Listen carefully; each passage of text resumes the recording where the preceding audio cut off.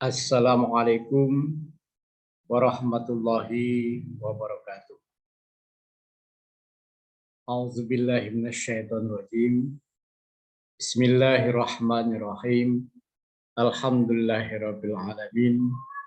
Wassalatu wassalamu ala asyrofil anbiya'i wal mursalin wa ala alihi wa sahbihi ajmain, amma ba'du. Anak-anakku sekalian, para mahasiswa semester 5, jumpa lagi dengan saya pada mata kuliah micro teaching. Pertama, mari kita bersyukur kepada Allah karena atas limpahan rahmat dan nikmatnya kita dalam keadaan sehat walafiat.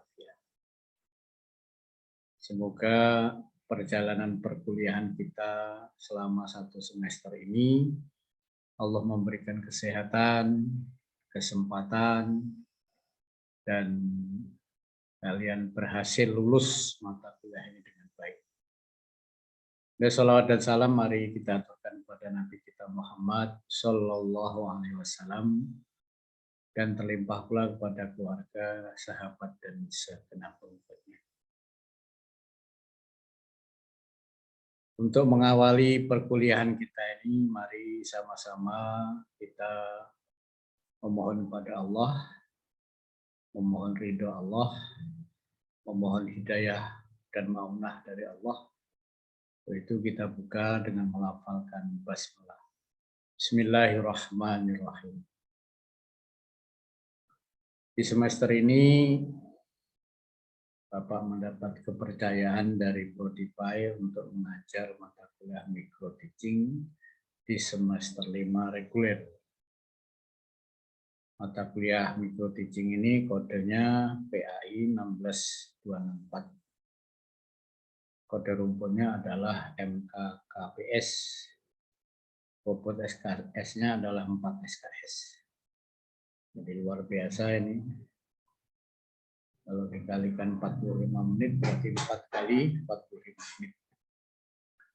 Program S1 PAI reguler, mungkin kalian sudah kenal kalau kemarin mengambil mata kuliah magang 2 dengan saya, jadi tidak perlu kenalan lagi. Hari ini anak-anak sekalian, saya ingin menjelaskan mata kuliah micro teaching itu apa dan apa tujuan pencapaiannya. Jadi dalam RPS, Rencana Pelaksanaan Studi semester, capaian pembelajaran untuk program pendidikan PAI diharapkan mahasiswa mampu mendesain perangkat pembelajaran secara komprehensif dan mampu mengaplikasikannya dalam proses pembelajaran sebagai persiapan magang 3 di sekolah atau madrasah. Jadi selama 6 bulan ini saya harus membimbing saudara-saudara, membantu saudara-saudara untuk punya kemampuan mendesain perangkat pembelajaran. Kemarin sekilas kalian mungkin sudah ingat apa perangkat pembelajaran, bahkan kalian sudah melakukan observasi. Nah, sekarang ini kalian membuat perangkat pembelajaran itu seperti apa dan mengaplikasikannya. Jadi kau buat perencanaannya, terus bagaimana mengajarnya. Diharapkan ini nanti kalian bisa mengikuti program magang 3. Nah, magang 3 ini kalian akan terjun langsung di lapangan bagaimana mengajar sesungguhnya. Meminjam istilah yang sering digunakan oleh prajurit bahwa lebih baik kita mandi keringat pada saat latihan daripada mandi darah pada saat perang. Ini artinya apa? Jadi lebih baik kalian sekarang ini bersungguh-sungguh belajar Tidak usah malu. Jadi kalau belajar sampai berkeringat, itu sampai ngertinya. Jadi yang nggak tahu nanti tanyakan dengan saya akan membimbing sampai tuntas ya, bagaimana mendesain rencana pembelajaran sama mengaplikasikannya. Supaya nanti pada saat kalian terjun PPL 3 atau magang 3 itu, kalian sudah siap. Ini tugas saya ya. Lalu capaian pembelajaran mata kuliah ini, mahasiswa dapat membuat contoh desain pembelajaran dengan baik dan benar. Nanti saya akan membimbing saudara-saudara untuk bagaimana membuat desain pembelajaran dengan baik dan benar. Lalu saya akan menunjukkan cara mengajar dengan baik dan benar menggunakan pendekatan aktif learning. Jadi ini diharapkan kalian nanti mampu dua hal ini. Memang kelihatannya cukup pendek ya, tetapi ini agak panjang prosesnya. Nah, mata kuliah micro teaching itu sebenarnya mata kuliah apa? Micro teaching itu bertujuan untuk membentuk dan mengembangkan kompetensi dasar mengajar sebagai bekal praktek mengajar di sekolah atau madrasah atau lembaga pendidikan dalam rangka menghadapi pekerjaan mengajar sepenuhnya di depan kelas dengan memiliki pengetahuan, keterampilan, kecakapan, dan sikap sebagai guru yang profesional. Jadi tujuan dari micro teaching itu apa?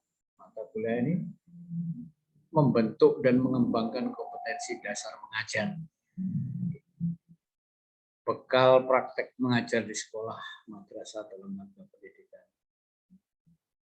Membekali Anda nanti bagaimana berdiri di depan kelas dengan dibekali pengetahuan, keterampilan, kecakapan, sehingga nanti akan menjadi guru yang profesional. Nah, materi micro teaching ini meliputi memahami dasar-dasar pengajaran itu, menyusun RPP, membentuk dan meningkatkan kompetensi keterampilan dasar mengajar terbatas, kompetensi keterampilan dasar mengajar terpadu, membentuk kompetensi kepribadian, dan membentuk kompetensi sosial. Jadi ada 4 kompetensi guru itu. Kompetensi akademik, kompetensi profesional, kompetensi kepribadian, kompetensi sosial. Nah, di micro teaching itu kompetensi itu yang nak kita capai. Itu intinya ya. Lalu materi-materi pokoknya apa?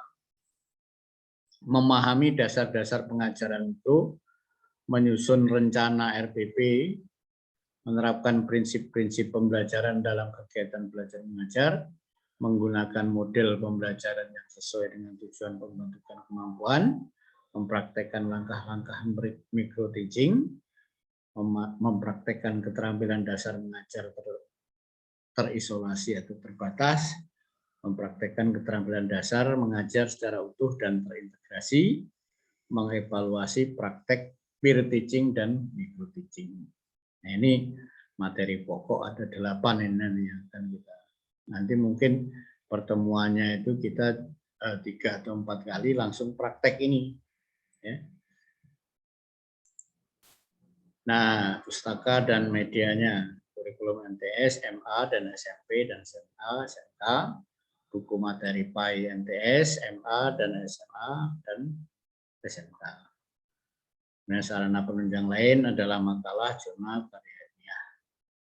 Beberapa media dan alat pembelajaran yang digunakan dalam perkuliahan ini adalah lembar kerja dan bahan ajar. Nah, ini. Lalu topik pembahasannya apa?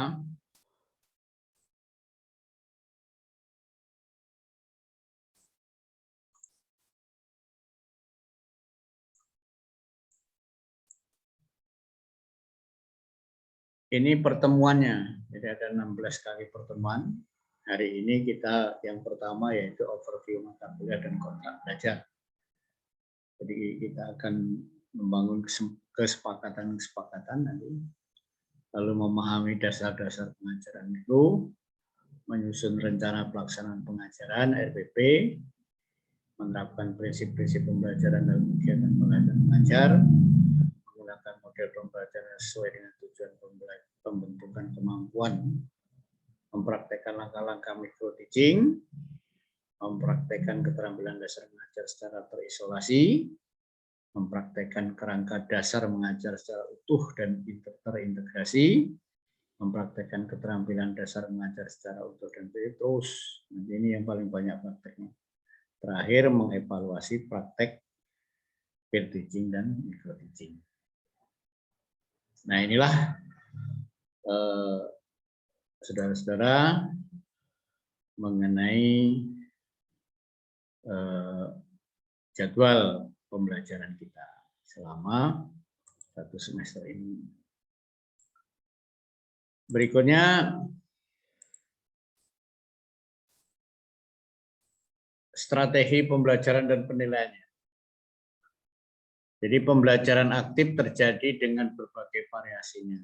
Akan digunakan sepanjang relevan dengan materi pelajaran. Agar mahasiswa terlibat seaktif mungkin dan mencapai hasil yang maksimal. Individual learning tetap akan digunakan apabila diperlukan. Alternatif strategi pembelajaran yang digunakan, cut short, reading guide, information short, synergetic teaching, student central learning, dan praktek observasi sekolah, tempat makan 2, dan penyusunan laporan. Nah, untuk penilaian dilakukan melalui uji kemampuan dan performa mahasiswa dalam melakukan penyusunan atau desain pembelajaran. Pengamatan terhadap praktek mengajar mahasiswa dengan instrumen. Tentunya kehadiran, tugas makalah diskusi, penilaian desain pembelajaran, penilaian praktek mengajar.